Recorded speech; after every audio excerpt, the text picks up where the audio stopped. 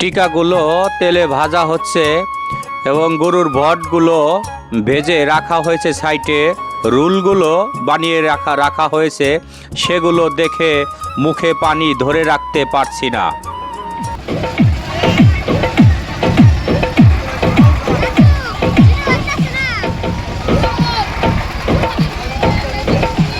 ছোট্ট একটি বাচ্চা সে সবজিগুলো সুন্দর করে তেলে ভাজছে এবং সেগুলো বিক্রি করে সে সংসার চালাবে। সেই ছোট্ট একটি বাচ্চা। দুই পাশ দিয়ে গাছগুলো অনেক সুন্দর লাগছে।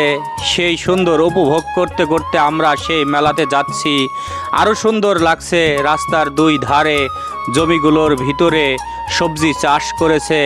সেই সৌন্দর্য উপভোগ করতে করতে আমরা মেলায় যাচ্ছি।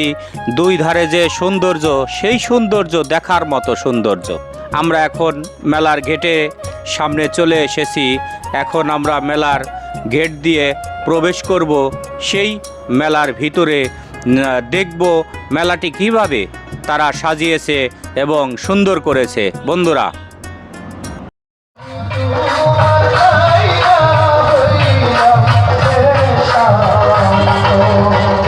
এইখানে এসে দেখতে পেলাম একটি দরবারের সাইনবোর্ড। এখন আমরা দরবারের দিকে যাচ্ছি।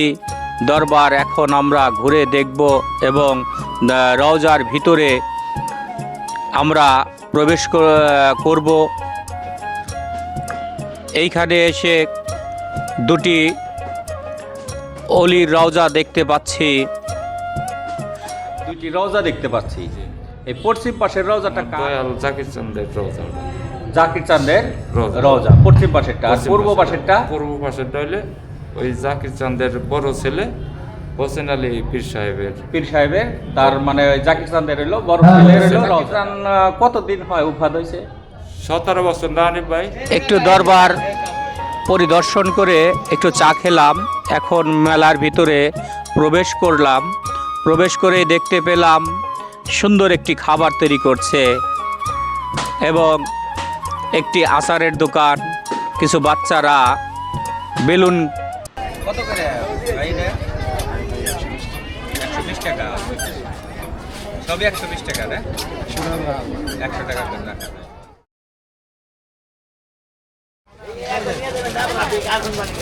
এটা কি করা হয়?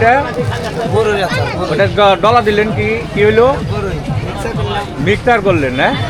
ঠিক আছে। মিষ্টির দোকানগুলো এসেছে, সুন্দর করে সাজিয়ে দোকানদাররা বসে আছে। চানাচুর আলা পেঁয়াজ কাটা দেখে খুব ভালো লাগলো। সেই চানাচুর মাখানি আমরা কিছু আমার ভক্ত আশিকান মিলে আমরা সেই চানাচুর খাচ্ছি। চানাচুরটা খুব মজা হয়েছে। এর জন্য সবাই মিলে আমরা সেই চানাচুরগুলো খাচ্ছি। খুব সুন্দর করে চানাচুরটা বানিয়ে দিয়েছে সেই দোকানদার। একে অপরের সাথে খাবার বিনিময় করছি।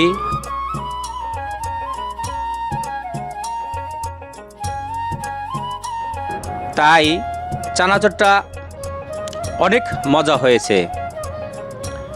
এই পান দোকানে 10 টাকা, 20 টাকা, 100 টাকা পর্যন্ত পান বিক্রি হয় এই দোকানে। এটা আমার ভাতিজা, সেও পান বিক্রি করে।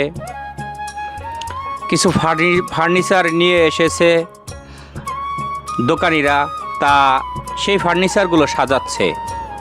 আরও কিছু ফার্নিচার সাজিয়ে আবার কিছু ট্রাঙ্ক নিয়ে এসেছে। এটা কেজি কত? 240। জিলাপিওয়ালার সাথে কিছু আলোচনা করা হলো। তার জিলাপিগুলো অনেক ভালো। এই দোকানে ছোট একটি বাচ্চা দোকানদার সুন্দর করে টিকাগুলো ভাজছে। সেগুলো সবজি দিয়ে বানানো। জিলাপিগুলো কিভাবে বানাচ্ছে সে বানানোওয়ালার সাথে কিছু কথা বললাম। খুব সুন্দর করে বলল 15 থেকে 20 মিনিটের ভিতরে একটা করে খোলা নামে জিলাপির। এইখানে কিছু ভাই ব্রাদাররাও চানাচুর খাচ্ছে। খুব সুন্দর করে চানাচুর বানাচ্ছে। এখানে অনেক কসমেটিকের দোকান, সুন্দর করে কসমেটিক সাজানো হয়েছে। তে দোকানিরা অনেক বেচাকিনি করছে, অনেক মানুষের সমাগম এই মেলার ভিতরে। কাছের কিছু লোকজন চানাচুর খাচ্ছে।